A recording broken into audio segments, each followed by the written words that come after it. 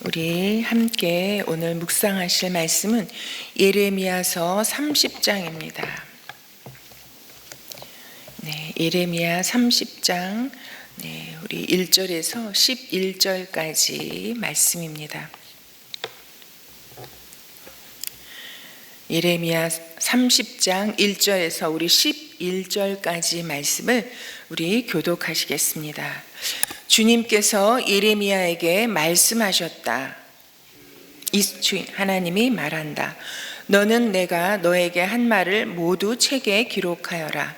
나 주의 말이다. 보아라, 반드시 그때가 올 터이니 그때가 되면 내가 포로로 잡혀간 나의 백성을 다시 이스라엘과 유다로 데려오겠다. 나 주가 말한다.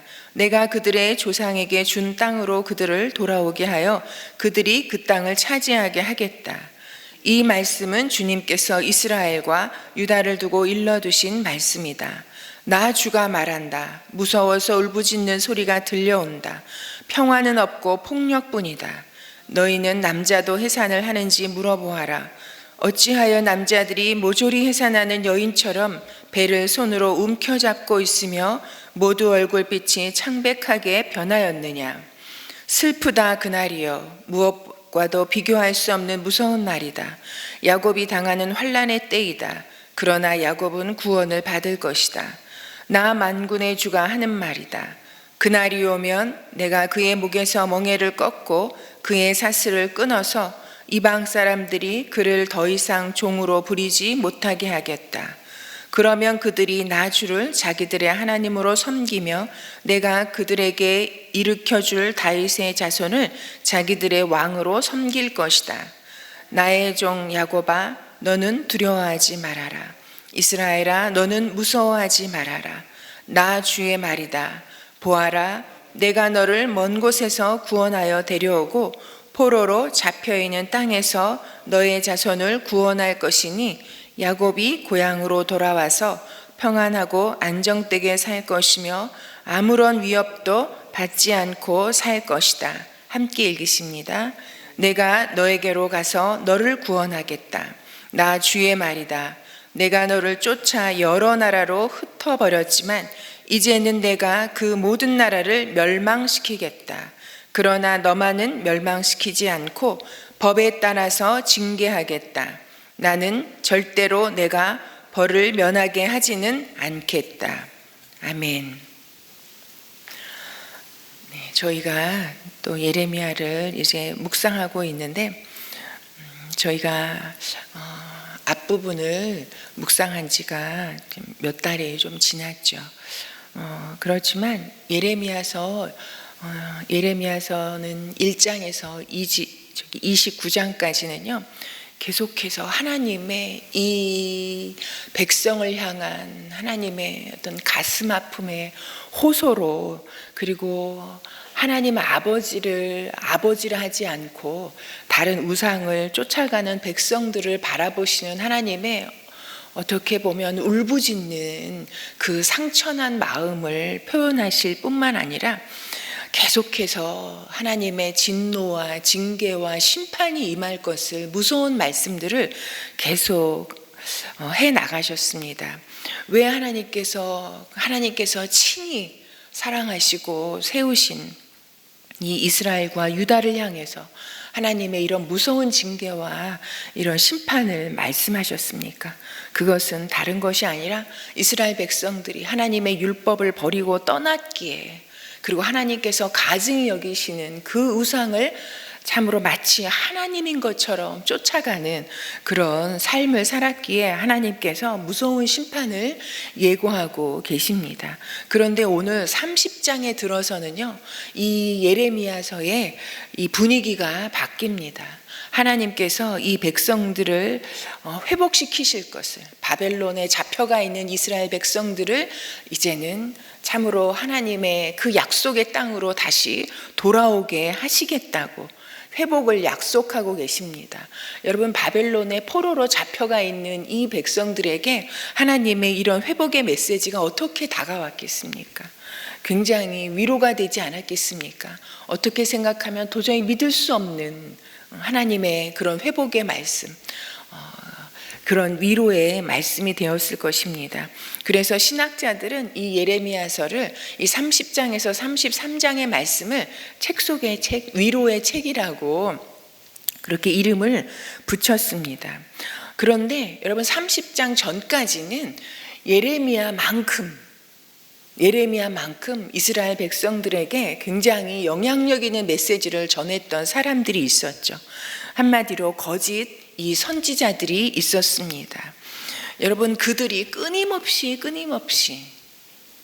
이스라엘 백성들을 향해서 메시지를 던졌죠. 그런데 그들이 선포했던 메시지도 다른 게 아니었잖아요. 좀 하나님이 우리를 결단코 버리지 않으실 것이다. 하나님이 이 유다와 이스라엘을 망하지 않게 할 것이다.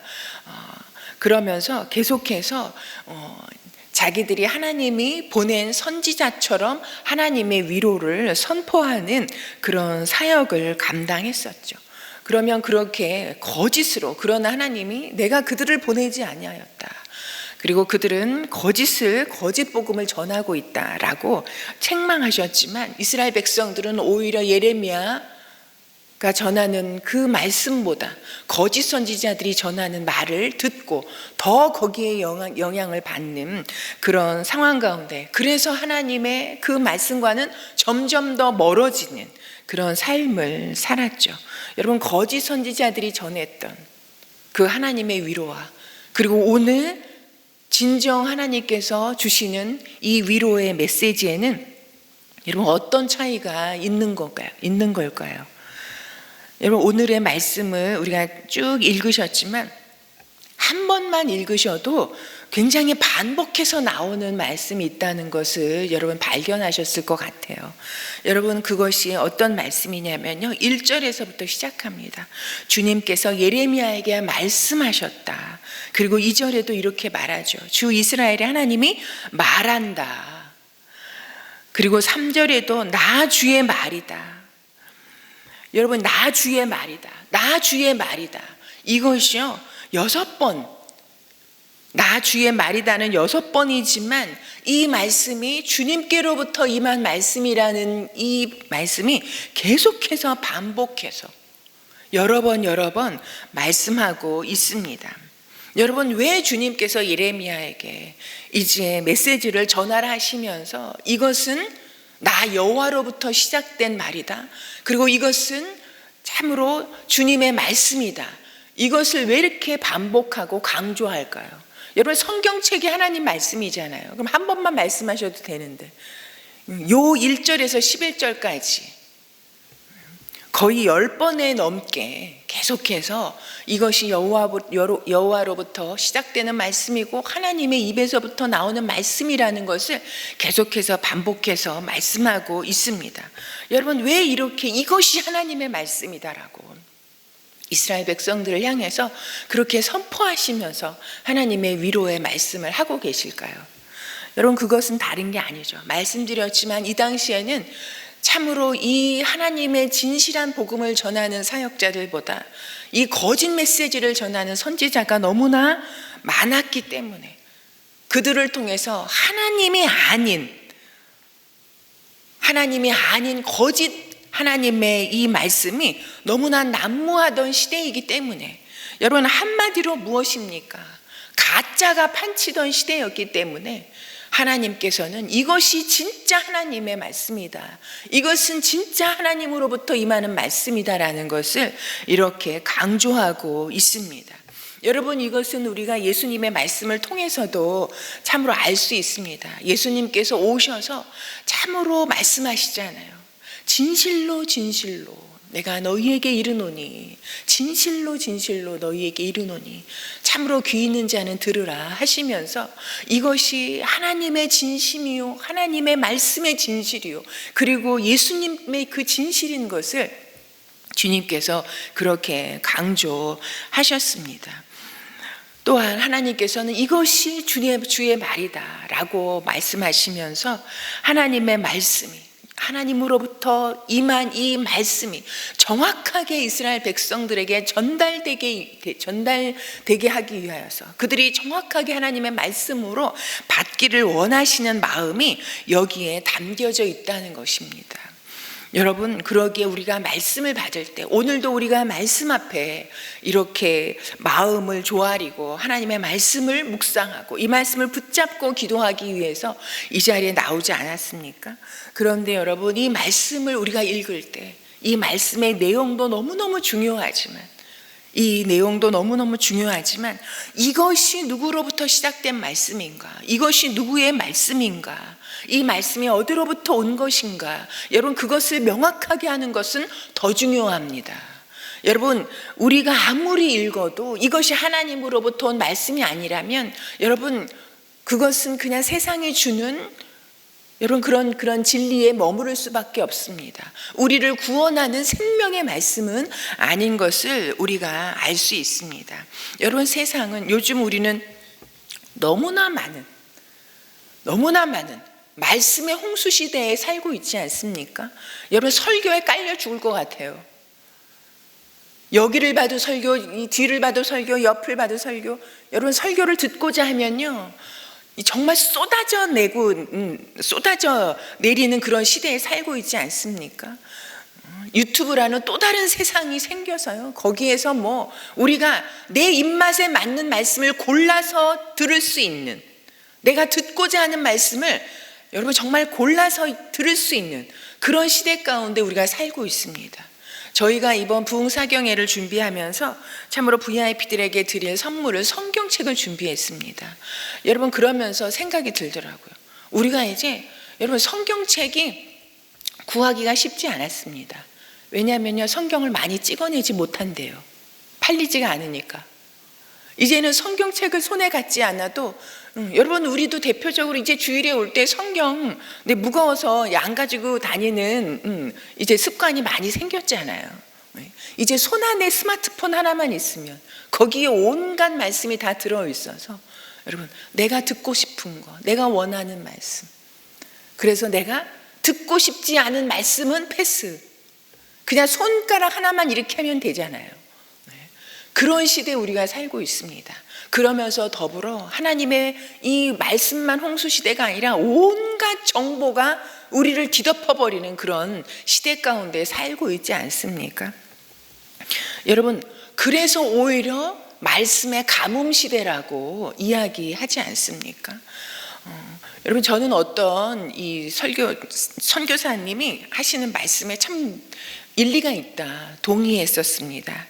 뭐냐면요, 오히려 우리가 복음 때문에 핍박을 받는 시대보다 더 위험한, 더 핍박받는 시대에 우리가 살고 있다는 거예요. 그게 처음엔 동의가 안 됐잖아요. 여러분, 우리나라처럼 예수 믿기 좋은 나라가 어디 있습니까? 누가 예수님 믿는다고 핍박을 합니까? 직장을 잃습니까? 누가 돌을 던집니까? 여러분, 너무나 예수님 믿기 좋은 시대에 살고 있지만 여러분, 이 말씀을 하나님으로부터 임하는 말씀으로 우리가 두렵고 떨림으로 받는 것이 아니라, 말씀은 많이 있지만 이제 내 중심으로 말씀을 받고 내 중심으로 말씀을 판단하고, 그래서 내 감정이 은혜 받으면 좋은 말씀, 나한테 듣기 싫은 말씀하면 시험 드는, 그래서 말씀을 골라 먹는 시대에 살고 있는 우리가 오히려 더 신앙생활을, 하나님이 기뻐하시는 하나님의 그 뜻대로의 신앙생활을 하기가 더 어려운 시대다, 그런 말씀을 하시는데 너무 일리 있다라는 생각을 했습니다. 여러분, 이제는 우리가 정보와 이 설교가 이 말씀이 넘치는 시대 삶으로 말미암아서 오히려 내게 필요한 것을 내가 선택하고 내가 분별하는 이런 시대에 살고 있다라는 그런 위험한 상황 속에 우리가 있다라는 것을 우리가 기억할 필요가 있습니다.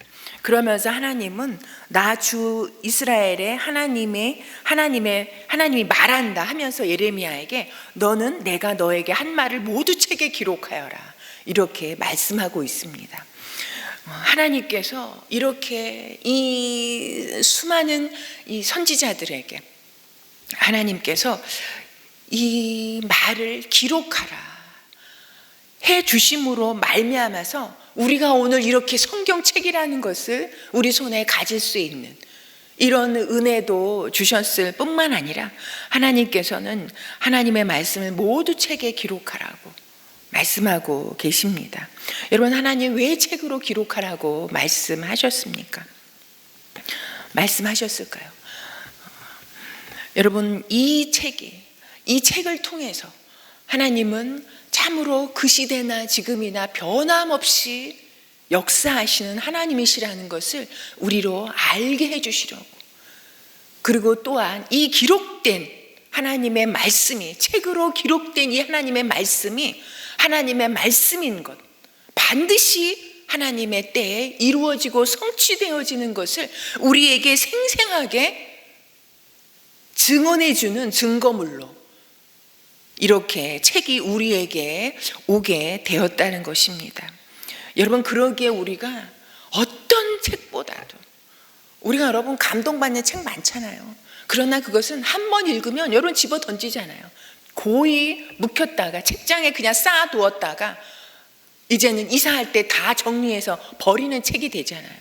그러나 여러분, 우리가 참으로 이 성경책은 정말 너무 귀하게 여기는 것이 왜 그렇습니까? 이것이 하나님의 입으로부터 나온 말씀이라는 그 생각이 우리가 이런 성경책을 소중하게 여기는 것 아니겠습니까? 성경책이 왜 소중합니까?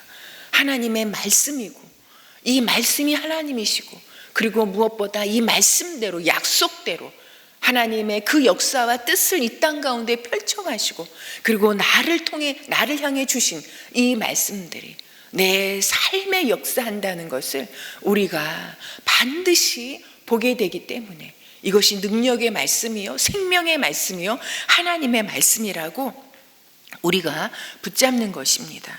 여러분, 그러기에 우리가 지식이 많아지고 참으로 정보의 홍수 시대에 살고 있기에 우리의 위험성을 우리가 인지하고, 여러분, 누가 이 말씀을 주시는가, 이 새벽에 누가 이 말씀을 나에게 주시는가를 우리가 꼭 기억하는 우리가 되기를 소망합니다. 여러분, 내가 원하는 말씀, 내 상황에 합당한 말씀, 지금 내가 심란하게 생각하고 있는 이런 사건 앞에 있는 나에게 참으로 내가 붙잡아야 할 말씀이 무엇인가, 내 중심적인 자세로 말씀을 받는 것이 아니라 하나님께서 이 말씀을 왜 주시는가, 이 말씀 속에 담긴 하나님의 마음은 무엇인가, 정말 이 말씀을 통해서 하나님이 내게 요구하시는 순종은 무엇인가, 나로 깨닫기 원하시는 하나님의 뜻은 무엇인가, 하나님 중심으로 이 말씀을 받는 오늘 이 아침이 되기를 소망합니다. 그러면서 우리가 설교를 들을 때나 말씀을 읽을 때 그동안 내가 얼마나 내 중심적으로 이 말씀을 받았는가, 우리 자신을 돌아볼 수 있는 시간이 되기를 소망합니다. 내 중심과 내 원함으로 말씀을 접하는 것이 아니라 하나님, 이 말씀 속에 하나님의 마음과, 여러분, 이 말씀이 어떻게 성취되어집니까? 내가 기도해서 성취되어집니까? 내가 착한 일을 많이 하고 내가 헌금을 많이 해서 이 말씀이 정말 하나님의 말씀으로 성취됩니까? 아니잖아요. 하나님의 의지와 이 말씀의 주권적인 하나님의 그 역사로 이 말씀이 이 땅 가운데 육신되어 나타나는 것을 보게 하신 하나님의 은혜 아닙니까? 우리는 그것을 보고 정말 하나님 살아계시고, 정말 예수 그리스도가 하나님의 아들이신 것과 정말 하나님이 하나님이신 것을, 그리고 어떻게 나 같은 자를 하나님께서 백성 삼아 주셨는지 우리가 그것에 감격하며 다시 하나님 앞에 무릎 꿇고 참으로 두렵고 겸손함으로 하나님 앞에 나아가게 하는 역사가 이 말씀의 능력 속에 있지 않습니까? 우리가 오늘도 기도하러 이 자리에 나왔는데 우리가 그 어떤 것보다 하나님의 말씀을 붙잡고, 그리고 말씀 속에 담긴 하나님의 마음을 붙잡고, 우리가 기도의 자리로 나갔으면 좋겠습니다. 그리고 거짓 선지자들이 그렇게 선포했던 그 위로와 하나님의 위로에는 분명히 차이가 있습니다. 그 차이가 오늘 11절에 분명하게 나와 있습니다. 하나님께서는 이 이스라엘 백성들이 참으로 하나님을 버리고 율법을 짓밟음으로 말미암아서 여러 나라로 다 흩어보냈지만, 그러나 다른 나라를 이제는 내가 멸망시키겠다. 그러나 너희만은 멸망시키지 않고 법에 따라 징계하겠다. 나는 절대로 내가 벌을 면하게 하지는 않겠다라고 말씀하십니다. 여러분, 거짓 선지자들은 그저 괜찮아 멸망하지 않을 거야, 여러분, 거기까지가 끝입니다. 그러나 하나님은 여러분 이스라엘 백성들을 사랑하시되 어디까지 사랑하시냐, 그 죄를 그저 그냥 덮어버리고 그저 괜찮다 하시는 하나님이 아니십니다. 법에 따라 징계하시겠다고, 죄를 분명히 물으시겠다고, 그리고 그래서 벌을 면하게 하지는 않으시겠다고. 여러분, 하나님은 그 죄를 분명히 드러내시고 들추어내시고, 그리고 그 죄를 대가를 치르게 하시고 그 죄를 해결하시고, 그리고 우리를 구원하신 하나님이십니다.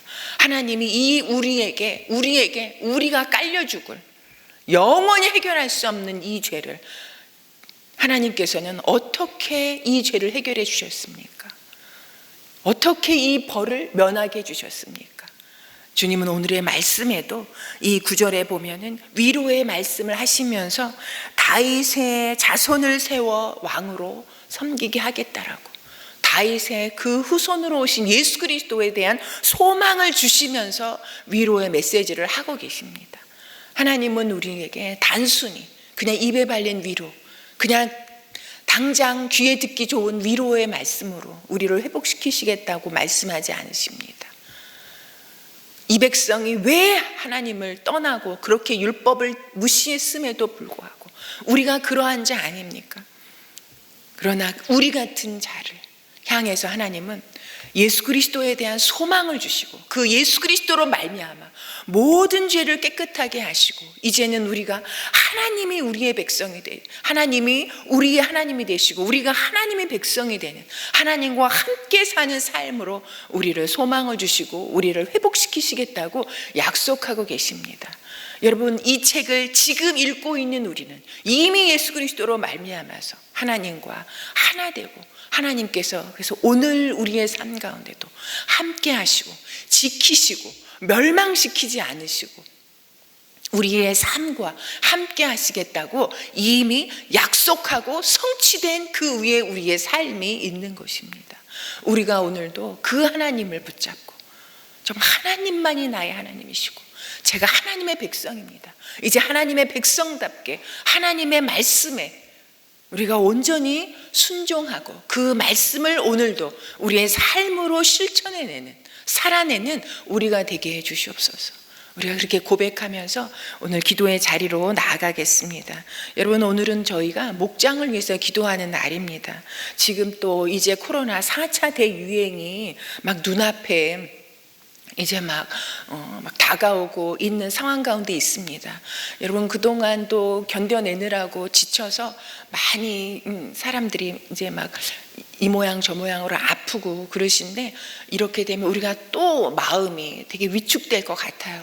여러분, 상황은 위축되어지지만 그러나 우리가 어떤 상황이 되어도 우리 성도들은 하나님을 향하여서 모이기를 힘쓰는 목장이 되게 해달라고, 우리가 그래서 줌으로 정말 이 SNS로 활용해서 열심히 모이기를 힘쓰는 목장이 되게 해달라고, 그리고 함께 모여서 여러분 나누는 것 자체가 성령의 역사가 시작되는 시작입니다. 우리가 나눌 때 그 자리에 계신 주님께서 들으시고 우리의 삶을 간섭하시고 응답하시고 역사하셔서 정말 하나님이 되심을 나타내 보여주실 것입니다. 우리가 그렇게 목장을 위해서 기도하고 또 가지고 나오신 기도 제목을 올려드리고 돌아가시겠습니다.